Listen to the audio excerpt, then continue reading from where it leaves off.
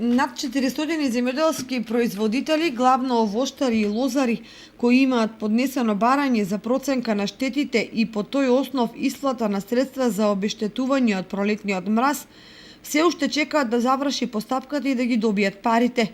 Нивната загриженост е двојна, бидејќи освен што насадите им беа 100% уништени и ќе имаат долгорочни последици врз приносите, неостварените приходи ќе ги забават развојните текови.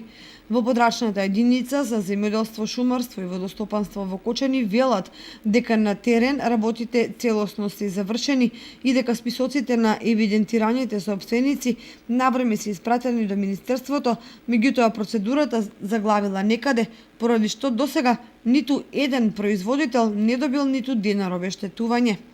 На производителите засега им преостанува да чекаат постапката целосно да биде спроведена и бидат известени како ќе им бидат префрлени парите на нивните сметки. Друга документација или активности од нивна страна не се потребни.